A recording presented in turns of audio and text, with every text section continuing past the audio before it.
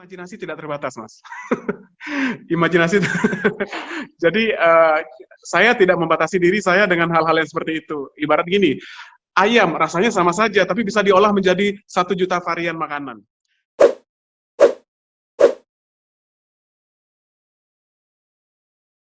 Imajinasi tidak terbatas, Mas. Imajinasi. Jadi saya tidak membatasi diri saya dengan hal-hal yang seperti itu. Ibarat gini, ayam rasanya sama saja, tapi bisa diolah menjadi 1 juta varian makanan. Jadi begitu juga dengan notasi. Jadi notasi itu bisa dikembangkan dengan imajinasi. Saya rasa mirip-mirip itu pasti bisa saja terjadi gitu. Tapi kalau selama memang dia tidak niat plagiat, itu pasti akan jadi lagu yang berbeda. Mirip-mirip sih ada ya, tapi saya husnudzon aja lah. Maksudnya positive thinking aja. Karena menurut saya semua lagu, setiap komposer, setiap lagu tuh ada rezekinya masing-masing. Kecuali kalau memang kan ada aturannya, Mas ya. Kan kita bisa rasakan kalau ada komposer yang memang benar-benar dia mengcopy atau menjiplak, atau dengan mereka yang hanya terinspirasi, itu pasti terasa. Baik dari sentuhan liriknya, notasinya, atau komposisinya gitu.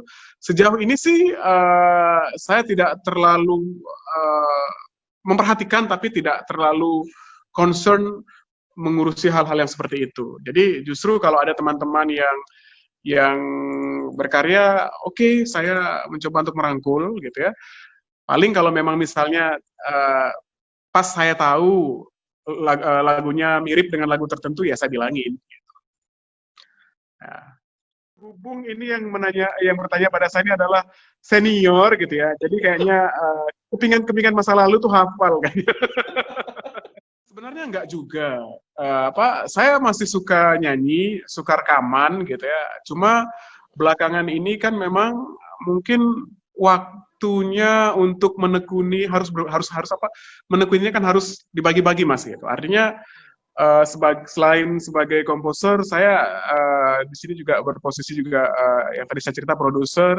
Apalagi belakangan ini saya banyak terlibat program-program reality show sebagai vokal coach dan musik director. Jadi memang waktunya untuk menekuni karir nyanyi itu agak terbatas gitu. Tapi di sisi lain karena memang hari-harinya berkecimpung di sana, jadi tetap sih rekaman tetap ada. Terus kalau perform kalau yang deket-deket masih bisa, atau kalau TV punya uh, apa uh, ingin menampilkan saya di TV masih bisa gitu. Cuma tidak di sana fokusnya gitu. Saya lebih fokus pada bagaimana membuat industri dangdut ini lebih bervariasi, merangkul generasi-generasi mudanya, dan kemudian membuat genre-genre baru agar dangdut ini ke depan mungkin lebih bisa bervariasi lagi. Bahkan gaul aja memang nyari schedule-nya susah ya gitu. Jadi sebenarnya permintaan itu masih oke, karena bagaimanapun kayaknya kalau boyband dangdut tuh yang sempat ngehits sih ya kita gitu loh. Jadi kalau memang misalnya ada pihak-pihak TV atau event yang ingin melibatkan kita, memang mencari waktunya yang sulit. Tapi kalau misalnya pas bisa, kita seneng banget. Gitu. Ya.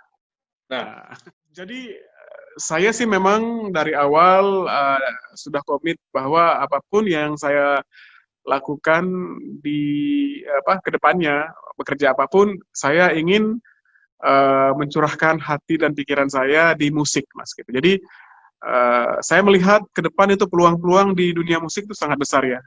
Jadi sekarang sih yang memang lagi banyak ditekuni adalah industri musik, termasuk dunia label, gitu ya, dunia digital, dunia publishing dan lain-lain. Jadi saya mungkin akan memberikan hati dan pikiran saya untuk bagaimana menjadi bagian dari orang-orang praktisi dangdut yang mengabdikan hidupnya pada seni, khususnya musik dangdut. terlalu idealis banget ya sih.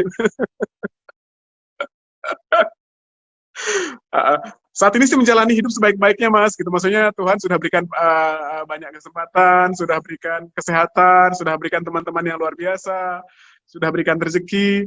Jadi yang saya lakukan sekarang simpelnya adalah memberikan kontribusi balik kepada apa yang sudah saya dapatkan gitu ya di industri musiknya. Sebenarnya menulis lagu itu adalah talenta ya.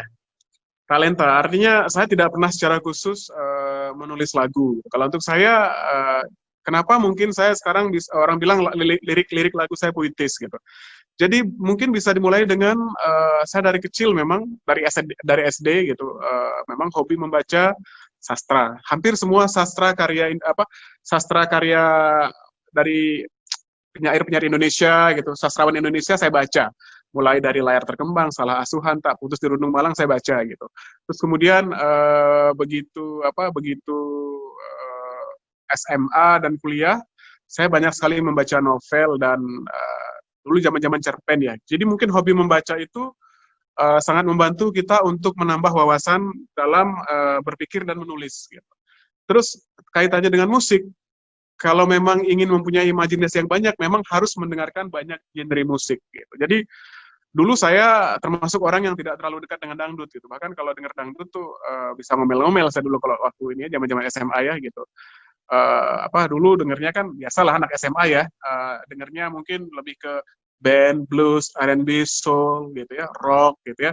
Jarang sekali sih kalau dulu orang denger dangdut kalau sudah di SMA dan kuliah gitu. Jadi dulu saya sangat dekat dengan jenis-jenis musik seperti itu, dan kemudian setelah lulus kuliah saya menekuni dangdut, jadi saya belajar sampai akar-akarnya. Saya mulai belajar dangdut, Melayu, India, Middle East, Arabic, Latin, dan lain-lain. Sehingga mungkin referensi dan wawasan-wawasan yang sudah dipelajari itu membantu memudahkan saya dalam menulis lagu dan menulis lirik. Gitu. Jadi kalau untuk mungkin itu sesimpel ya, sesimpel itu sebenarnya gitu. Jadi perbanyak referensi musik, perbanyak referensi bacaan, nanti secara tidak langsung akan